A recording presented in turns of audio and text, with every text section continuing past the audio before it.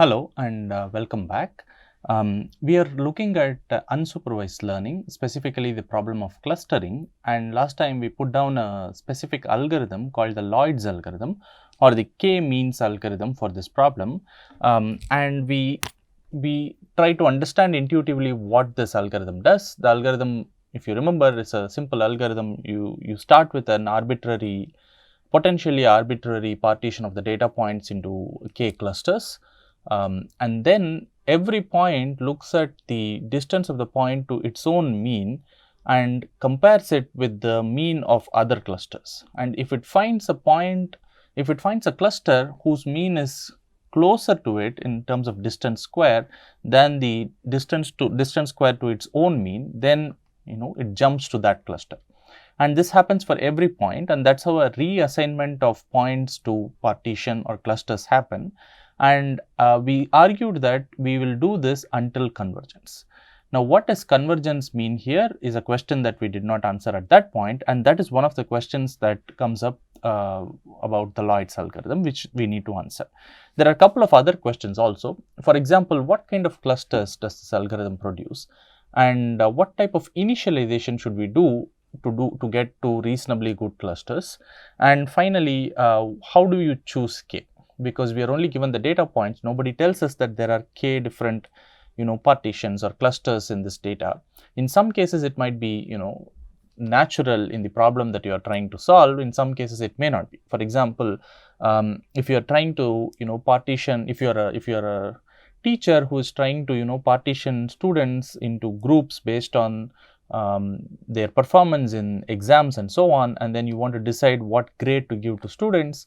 Now you know that there are only a set of grades S, A, B, C, D, for instance, and now you want to divide your students based on their marks in different exams into one of these buckets where you know the bucket size or the number of grades on K in the K-means algorithm. On the other hand, there might be cases where you don't know K, you are just given a bunch of points and then you want to figure out if there is any pattern where we don't know K, and then we need to come up with a way to figure out what is a good K. So, there are these 4 points or these 4 questions that we will try to answer one by one as we go along in this course. So, the first question is the question of convergence.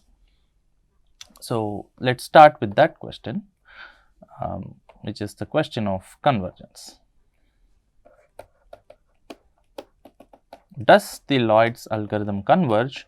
I did say last time that the algorithm does converge, but we need to argue why, and we will do that right now, right. So, and understanding this argument also will tell us what kind of partitions that we will end up getting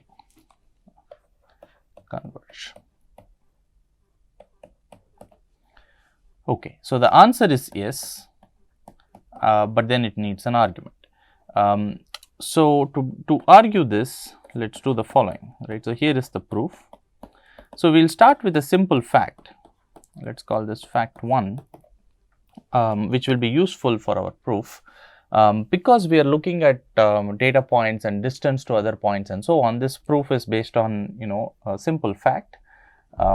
Let's look at what the fact is, right. So, let's say you have a bunch of points x1, x2, dot dot dot x some L in RD, some set of points, and now you want to find out, let us say, that point which I am going to call as V star that minimizes over all possible vectors V in D dimension the distance, the sum of the distance squared I equals 1 to L, or the average of the distance squared, does not really matter if it is sum or average, as we will see, to the bunch of points. This is a Euclidean distance squared, and what we are asking is that you have a bunch of points and you want a V which minimizes the sum of the distance squared or the average of the distance squared. Average is just a scaling of the sum, so the minimizer won't change. We can ask either for the one that minimizes the sum or the average. In this case, let us say we look at the average and we want to understand which one does this, or even sum, right. So, let's keep it as sum, that is easier. because we defined our partition function originally as sum. So let's go on with the sum. So what do you think this v would be? So I'm going to argue what this v star which minimizes this would be, but then it might be a useful exercise to pause for a bit and think about what might be the answer to this problem. Okay, so the answer to this is v star is just the mean of the data points. You have a bunch of data points and then you are asking which point minimizes the Euclidean distance squared to all the data points. The sum of that is minimized by which point? Well, that happens to be the mean of this bunch of data points, right? So, well, you can view this objective as a function of v, take derivative, set it to 0 and solve. So that's how you would get this. I won't go through the steps, it's a very simple derivation, and that's why I'm not doing it. So I would strongly encourage you to try this out, especially if you are not so used to taking derivatives with respect to vectors, right? So those would be like not just a single value, the derivative would be like derivative in each direction for each component. So that would be like a gradient vector, and then you want to treat this as a function of v, take the gradient with respect to v, set it to 0 and see which v solves that, and you would see that it would be the mean. That's a useful exercise to do. For us, it's just a fact. We will hold on to this fact. We'll use this later on when we need it. Okay, so now we are going to prove why the Lloyd's algorithm actually converges in a very nice way, right? So let's say we are at some iteration. Let's call this some iteration t of the Lloyd's algorithm.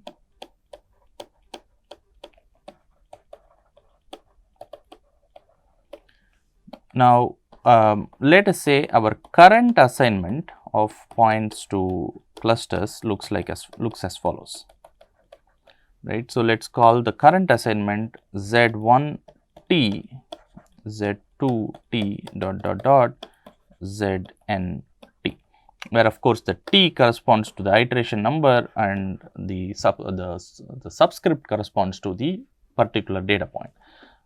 Remember, all of this are between 1 to k. Each of these takes a value between 1 to k because these are cluster indicators in our notation. Okay, good. Now let's also define mu k t as the mean of cluster k in iteration t. Right. So once you have a partition in the tth round, there is some partition we are currently at, and each point has its own cluster indicator variable. So you can basically, the z's will tell you how the data points go into buckets, and each bucket you can compute the mean, and let's call that mean as mu kt. Okay. Now what happens next is, well, the algorithm does a reassignment. We are trying to prove convergence of the algorithm. So let's say at step t, we assume that the algorithm does not converge. Well, if the algorithm converges in step t, then there is nothing to prove, right? So because you are attempting to prove that the algorithm converges, so let's assume the algorithm does not converge and see what happens. So there is some reassignment, which means at least one point is not happy with the distance square to its own mean in its box, but then it has found a different box with a mean whose distance square to the point is closer, strictly closer than the current mean. So that's when a reassignment happens. So let's say we update our assignments, to the next step's assignments.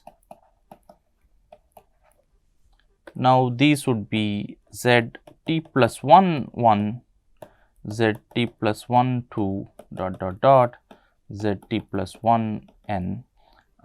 Of course, all of these also belong to 1 to k, but then things have changed, right? So points have moved around.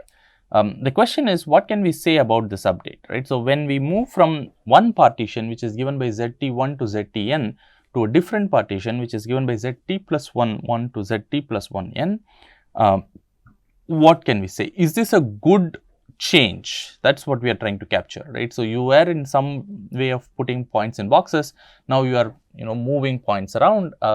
Now, after this, the partition that results, is it a better partition than the previous partition? So, in some sense that's what we are trying to understand, right? So, so how do we argue this is a better partition? Well, we have to look at our objective function. We had an objective function which given a partition will tell you how good that partition is by assigning it a number, and then we said that we wanted the smallest value for that objective function, the partition that gives us the smallest value. So in terms of that, what can we say, right? So let's take a look at this. Let's say I am at this, I want to consider this particular expression, xi minus mu t z t plus 1 I square, and then I want to compare it with a different quantity, and then we'll talk about what these quantities are in a minute. So, this is xi minus mu t z t I square. Okay, so I have put down two quantities. Both of these are sum of distance squared of points to some other vectors, some other means. But what is, let's look at this first. This is a simpler thing to understand first. So, what is this quantity? Well, we are in the tth iteration.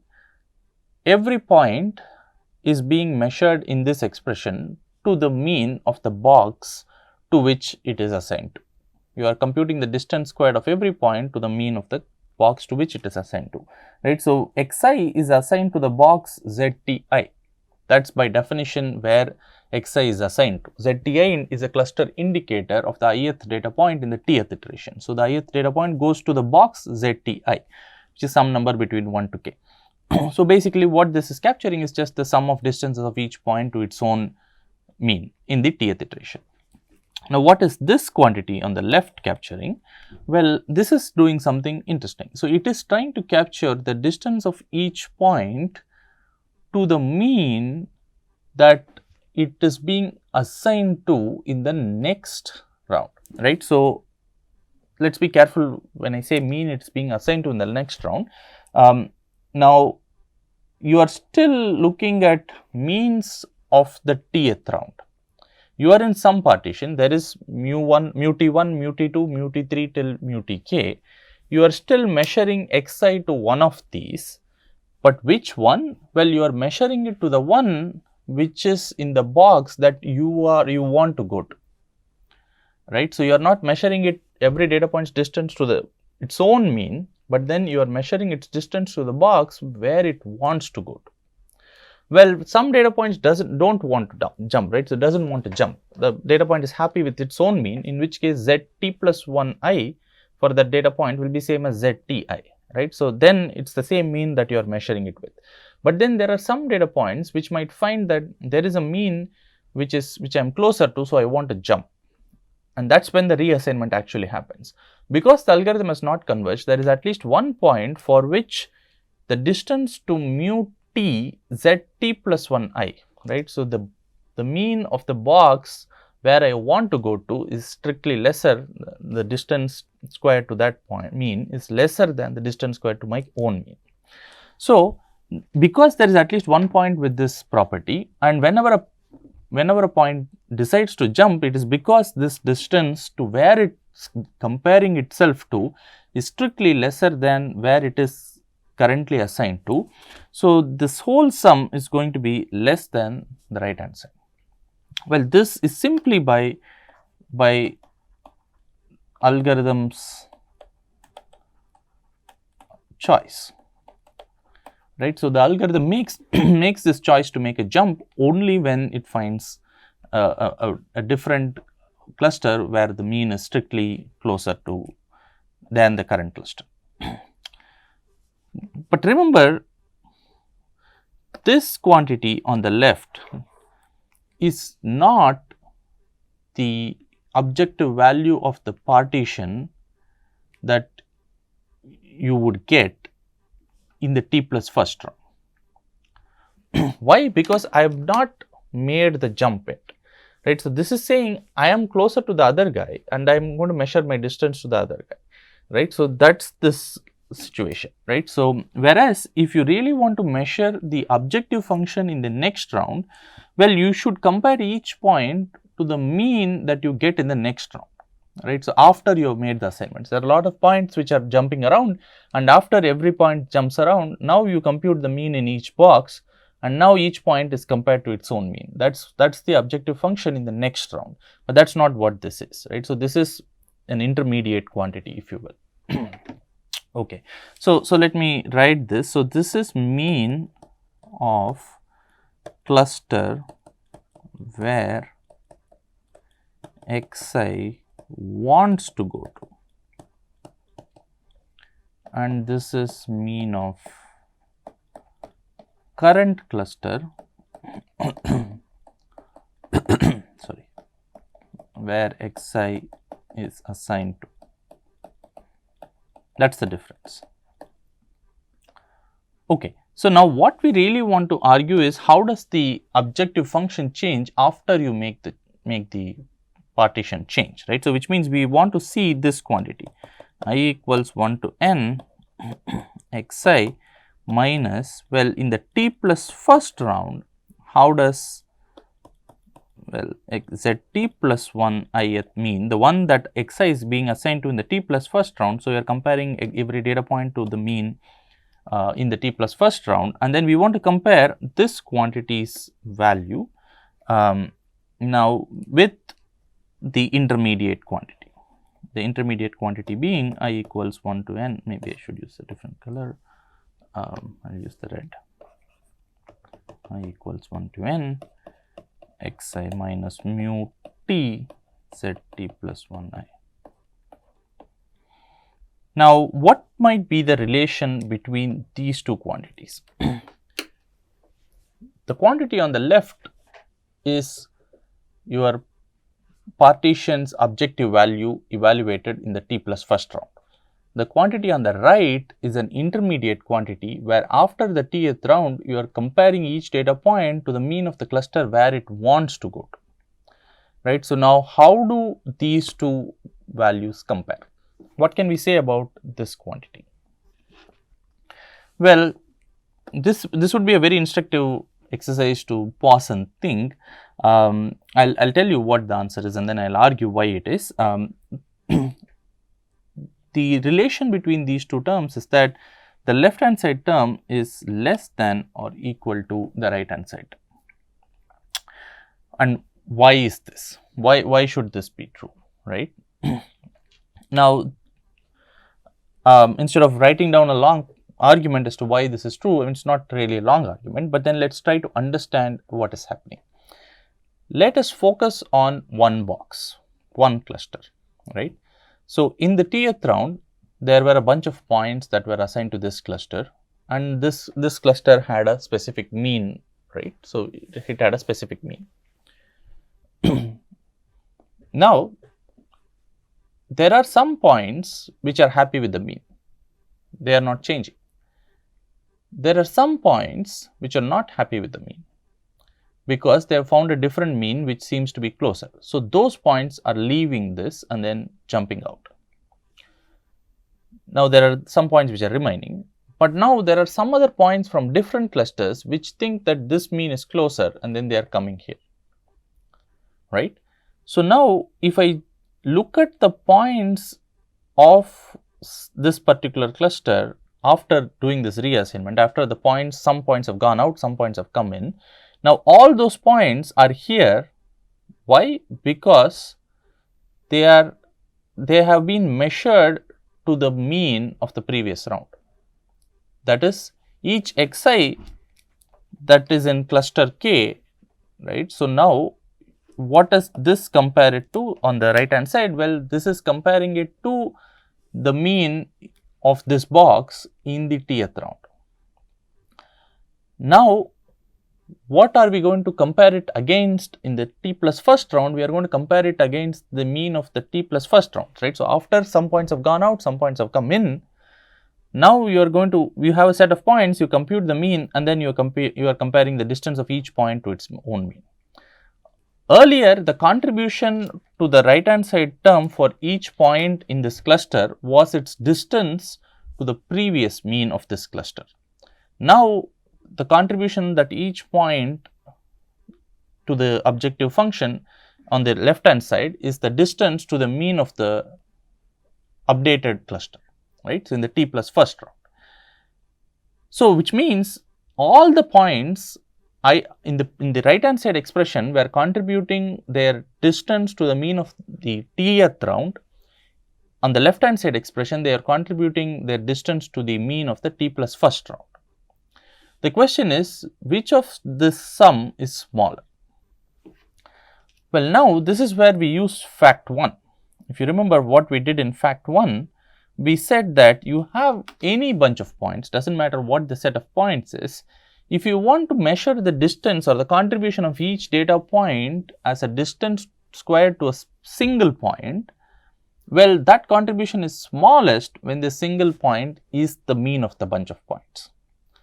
Which means in the t plus first round, because every point if you break this expression into k different clusters and then compare each cluster's points assigned to that cluster to its own mean, that would be smaller than the contribution of each of these points to the previous mean, which is what these points were contributing in the right hand side expression, right. So, which means what is exactly happening is the following. So, this is less than or equal to this. Well, because I can write this somehow like this, right. So, I can write this expression as I equals 1 to n. Now, I can say this is k equals 1 to k. Let us say I write this as xi minus mu t plus 1 k squared into indicator of z t plus 1 I equals k. Of course, I can write the left hand side expression like this, because this is just I am breaking the entire contribution of all the data points, which is what is summed here, into each cluster, right. So, now this is basically, I can break this into bunch of points that go into each cluster and then see what is each point's contribution to its own mean, right. Now, for every k, we know that, well, the set of points that belongs to that cluster, let us call that Ck, right. So, the data point's distance to its own mean is less than or equal to the set of points sum of distances to any v, right. So, this is fact 1, this was fact 1. The distance to its own mean, the sum of distance squares of data points to its own mean is less than or equal to sum of distance squares of point to any vector whatsoever, and in particular this means that this has to be less than or equal to xi minus mu t, z t plus 1 I, right. So, but then, so what is this expression, right. So, why am I saying I am justified in replacing this with v here, because all the points in cluster K were being compared, all the points in cluster K in the t plus first iteration were being compared to the mean of cluster K in the tth iteration, right. So, in fact, I can even say this is mu k, that's okay actually, mu k, right. So, this was why these points are in cluster K in the t plus first iteration, right. So, every point is in cluster K because either it was compared to its own mean and then it was happy, or it compared itself to this mean mu tk and then jumped here, right. So, which means that, well, earlier it was being compared to mu tk, now it's being compared to mu t plus 1k. But because fact 1 says, well, mu t plus 1k's comparison distance, sum of distance squared should be less than the comparison to mu tk, right. So, which means this is true. In other words, you can think as if, you know, points are moving closer and closer to each other in some sense, right. So, because after making this move, your objective function reduces. That is what we have kind of argued now, right. So, what is the argument now? So, what have we gained by this? Well, we show that the objective function after making a reassignment strictly reduces after every reassignment. That is what we have managed to show. How have we shown that? Well, this quantity here is the objective function. This is just f of zt1 to ztn. Now, this quantity here is f of zt plus 1 to zt plus 1n. And we are saying, using this intermediate quantity, which is the same here and here, we are saying that, well, f of zt plus 1 to zt plus 1n is less than or equal to this intermediate quantity, which is strictly less than f of zt1 to ztn, which means what essentially then it says is that the objective function, essentially what we are trying to argue is that the objective function strictly reduces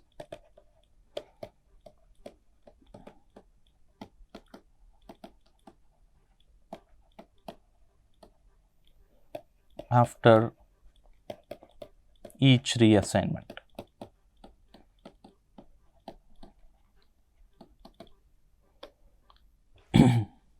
That is, f of zt plus 1 zt plus 1n is strictly less than f of zt1 ztn if a reassignment happens.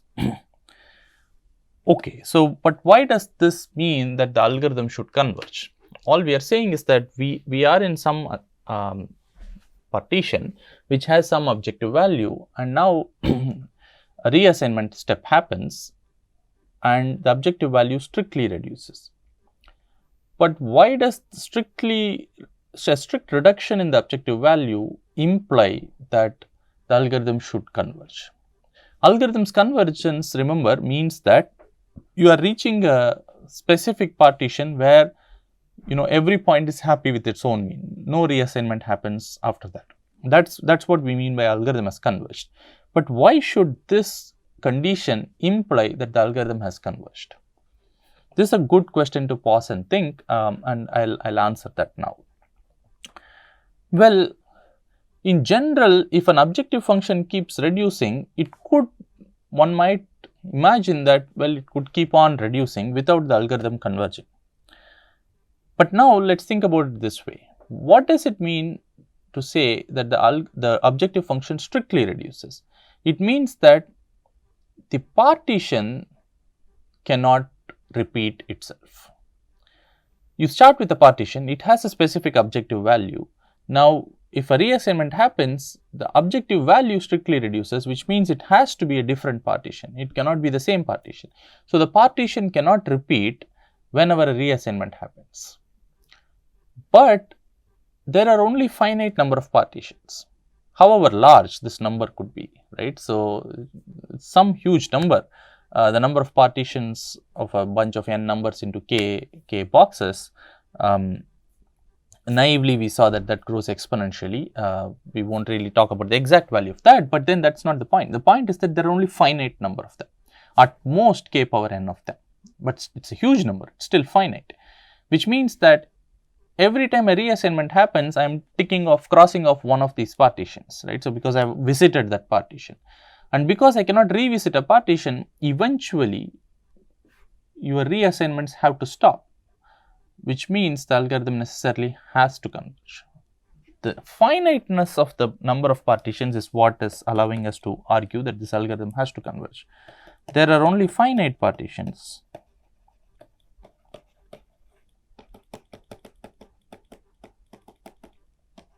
Number of partitions, assignments, Now that implies the algorithm must converge. That's the argument, right? So, essentially what we have managed to show is that every time a reassignment happens in the Lloyd's or the K-means algorithm, your objective function, which is measured as the sum of the distance of the data points to the mean of the clusters to which it is assigned, distance squared to which it is assigned, reduces monotonically, strictly monotonically, and that implies that at some point you will hit a partition where every point is happy with its own and it will not change anymore, because it cannot infinitely keep reducing when you have only a finite bunch of possibilities. That's the argument. Now, it does not mean that a couple of things. Let me clarify that. It does not mean that the algorithm is always going to take, k power n or the number of partition rounds to converge. This does not say that at all, right? So, the finiteness argument does not imply that the algorithm necessarily takes those many rounds to converge. Nothing of that sort is being implied by this. The algorithm could converge really fast, right? So, in practice, it typically does really fast for most practical data sets. This is a worst case analysis. Even if it had to run for k power n, order of k power n iterations, well, it has to converge. That's the argument we are making. We are not saying how many rounds the algorithm will take. That's point number one. The second thing is that we are not really talking about the goodness of the partitions or the clustering that will result from this algorithm. Nothing of that sort is also being said here, right? So, we are not arguing that the algorithm will eventually, because it converges, we are not saying that it has to converge to a place where the objective function is the smallest. That's not true at all, right? So, all we are saying is that the algorithm will converge, but it could converge to some, in some sense a local minima, right? So, in that partition everybody is happy, there is no more changes that the algorithm is trying to do, but that does not mean that that partition will give you the least objective value over all possible partitions. Nothing of that sort is also implied by this argument. This argument just says the algorithm converges, which is a very important thing to know, because otherwise we won't be sure. If partitions could repeat, then the algorithm can get in some loop and then it will never converge. We don't know when to stop. Now, that problem is not there, is what this argument shows. Okay, so that completes our argument about the convergence of the Lloyd's algorithm. We will next see the nature of clusters that the Lloyd's algorithm produces.